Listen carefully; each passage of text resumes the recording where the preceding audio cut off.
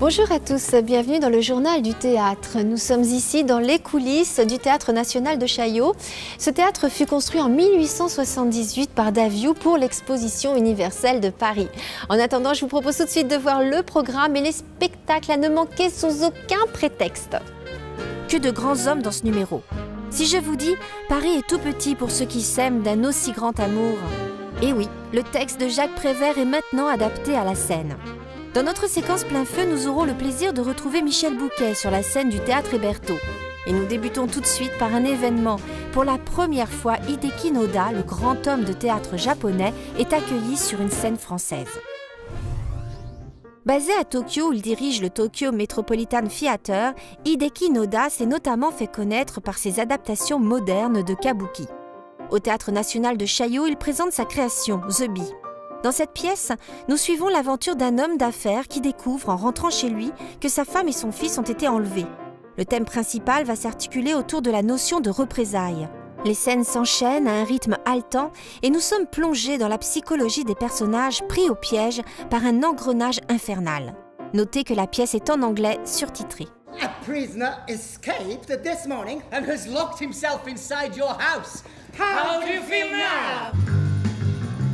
Ogoro, who had been serving 20 years, overpowered his guard, took his gun, and shot him through the ear. Dead. Boom!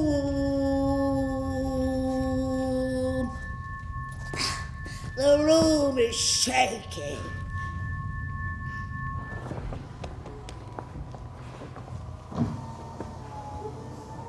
Wow.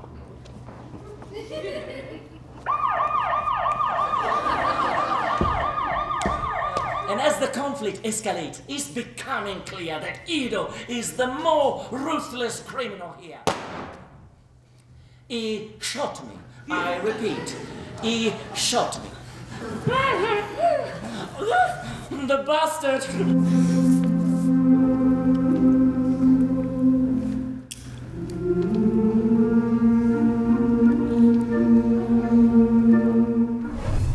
Le pari était risqué. Transposer sur les planches le film mythique de Marcel Carné, Les Enfants du Paradis.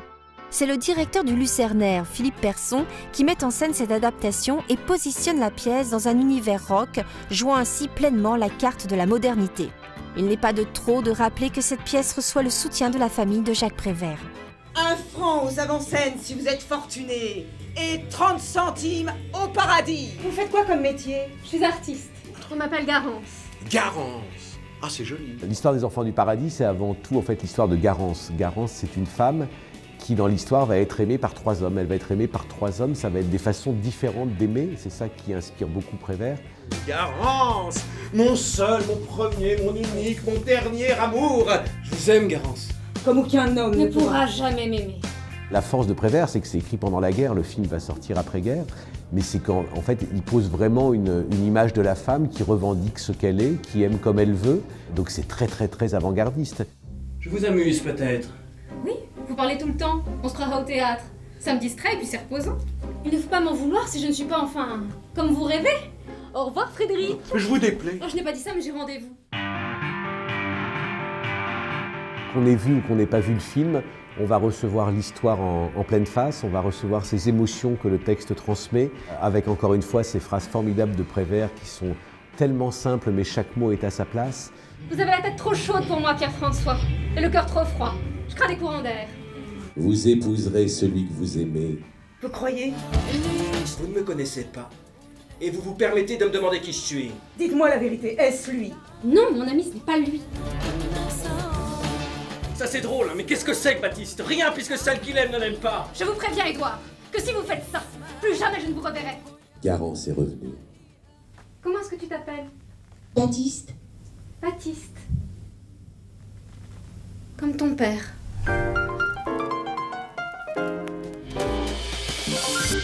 Je vous propose tout de suite de savourer un extrait du Roi se meurt. Michel Bouquet et sa femme, Juliette Carré, sont sur la scène du théâtre Hébertot avec une mise en scène de Georges Verlaire qui a vu le jour il y a 10 ans.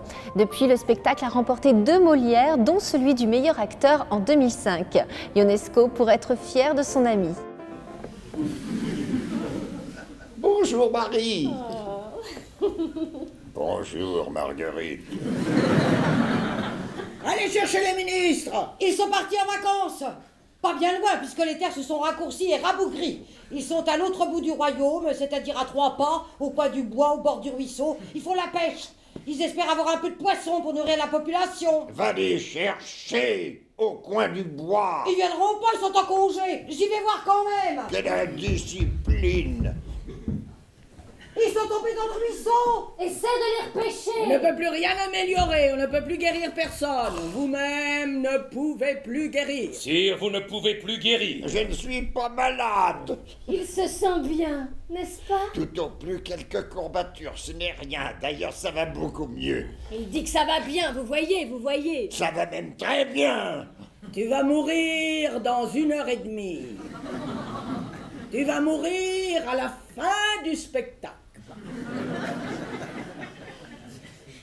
Que dites-vous, ma chère? Ce n'est pas drôle. Tu vas mourir à la fin du spectacle. Mon Dieu! Oui, sire, vous allez mourir. Vous n'aurez pas votre petit déjeuner demain matin. Pas de dîner ce soir non plus. Le cuisinier a éteint le gaz. Il rend son tablier. Il range pour l'éternité les nappes et les serviettes dans le placard. Ne dites pas si vite! Ne dites pas si fort! Qui donc a pu donner des ordres pareils sans mon consentement? Je me porte bien. Vous vous moquez. Mensonge. Tu as toujours voulu ma mort. Elle a toujours voulu ma mort. Je mourrai quand je voudrais. Je suis le roi. C'est moi qui décide. Vous avez perdu le pouvoir de décider seul, Majesté. Et tu ne peux même plus t'empêcher d'être malade. Je ne suis pas malade. N'as-tu pas dit que je ne suis pas malade? Je suis toujours beau. Oh, bah bouge un peu, tu verras bien. C'est parce que je ne me suis pas mis dans la tête de ne pas avoir mal.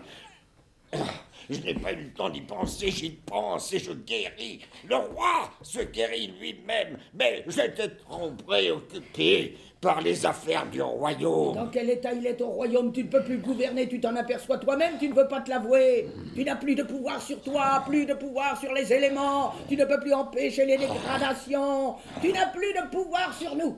Tu auras toujours du pouvoir sur moi. Pas même sur vous. On ne peut plus empêcher les ministres. Le ruisseau dans lequel ils sont tombés a coulé dans l'abîme avec les berges et les saules qu'ils bordaient. Je comprends, c'est un complot. Vous voulez que j'abdique? Ça vaudrait mieux, abdique volontairement. Abdiquer, sire, cela vaut mieux. Que j'abdique? Oui, abdique moralement, administrativement. Et physiquement. Ne donne pas ton consentement, ne les écoute pas. Ils sont fous. Ou bien ce sont des traîtres. Sire, pauvre sire, sire, pauvre sire. Il faut les faire arrêter. Gardez! Arrêtez!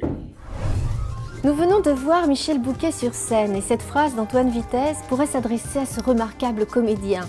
Un acteur n'entre pas en scène, il apparaît.